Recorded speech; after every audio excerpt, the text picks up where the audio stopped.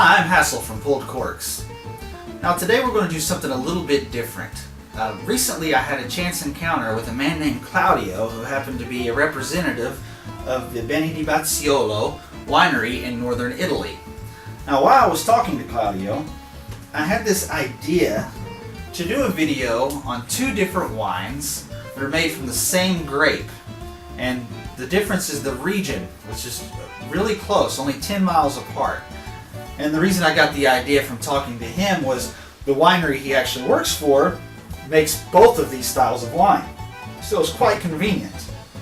So the grape that these wines are made from is the Nebbiolo grape, and the styles of wine are the Barolo and the Barbaresco. Now both of these wines come from the Piedmont region of northwest Italy.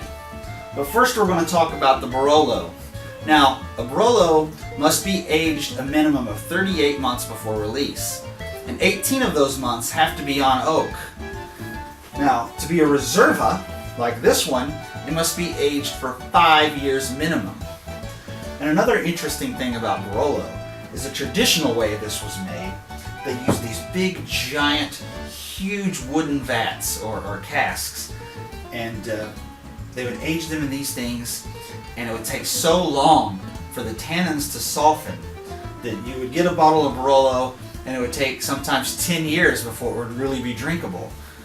So they started buying French oak barrels, like Burgundy barrels, and that allowed the tannins to soften much earlier, and they were able to be drinkable much sooner. But this caused a lot of heartache with the people that have done it traditionally for so long.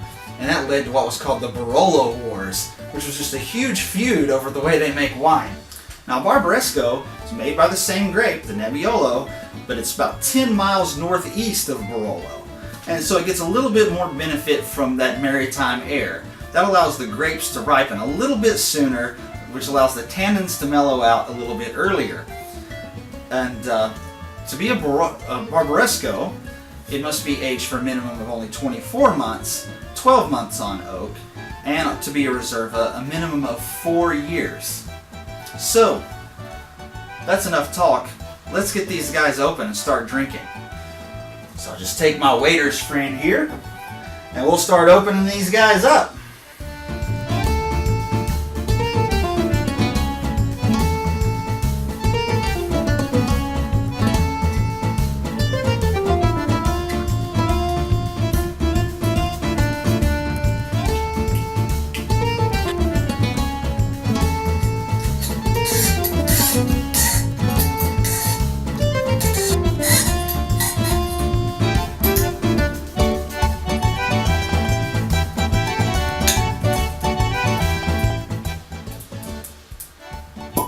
Okay, now we'll start our tasting with the Barolo. Now this Barolo, this is actually a traditional one. This was in a 10,000 liter cask is what this was made in. So luckily for us, it's a 2005, so it's had 12 years to mellow out, so it should be pretty good.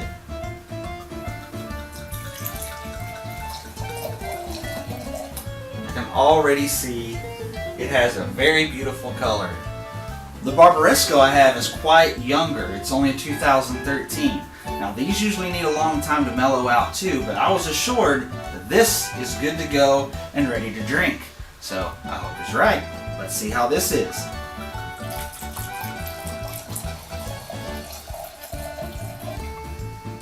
Okay, with the Barolo, I don't have much white in the room, so I'm going to use this sheet of paper to help me out here. And as I can see, this is actually aging quite beautifully. It's not really that ruby anymore. We have more of a garnet color, more of an orangey red.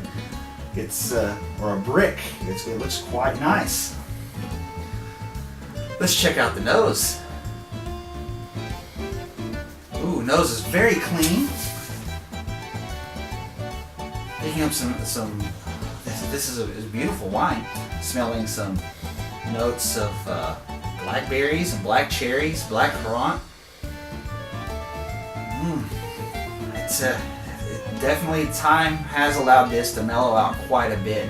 This is going to be very, very, very nice. And with the Barbaresco, well, let's see here.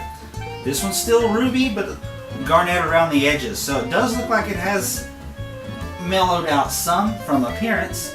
So maybe Claudio was right. Maybe this is ready to drink. On the nose is a little bit different from the Barolo. A little bit more sharp, has a little bit more of that punch to it. Definitely picking up black cherries and black currant. Smells very good. Okay, now onto the palate. I'm pretty excited about this because this Barolo, this smells amazing.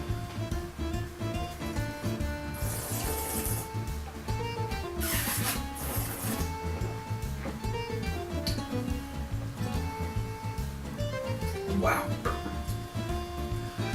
It's a beautiful wine. It's fruity. I'm tasting the red fruits. Getting some black cherries, black currant. It's quite nice. Wow. Very long finish. Good flavor of this wine. The tannins are not a problem. It's definitely been aged perfectly.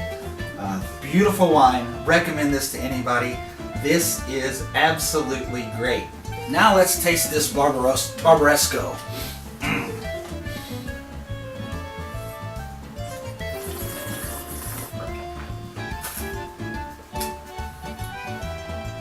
Wow.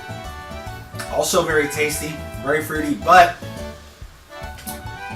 much more tannin and a lot higher acidity. My mouth is watering like crazy. Oh my goodness. Wow. Now for me, I love acidity in my wines. It also means that a wine is going to age, usually means a wine is going to age really well. But oh wow, this is delicious. I love the acidity in this, but it does have quite a bit more tannin. It is a bit more harsh than the Barolo, but it is a lot younger. So that is forgivable. But it is ready to drink. He was right. No problem drinking this. It's not too harsh. It's very good. Sorry, my mouth is watering like crazy. This is really high acidity in this. Now, I really enjoyed both of these wines a lot, but the winner, with absolutely no surprise at all, is this Barolo. This is a very tasty wine. Oh my goodness. Now, between this Barolo and that Barbaresco, there's quite a bit of a price difference. Maybe about $15 US difference in price. This is a Reserva. The Barbaresco is not. So this Barolo actually had a lot more going for it from the beginning than the Barbaresco. Now in a few years that Barbaresco is going to be absolutely excellent. It is drinkable now, but I would prefer to give it a few more years before I would open another bottle of that. The Barolo, however, this is perfect. Absolutely perfect. You can buy this now, drink it now. It is really good. But anyways, the Barolo is the winner. It's not really a surprise. It wasn't really a competition either. But hopefully you learned a little bit something today. Next time, we'll talk about the Barolo Wars a little bit and get more into that. But I hope you enjoyed this. I hope you learned a little bit. And until next time, cheers!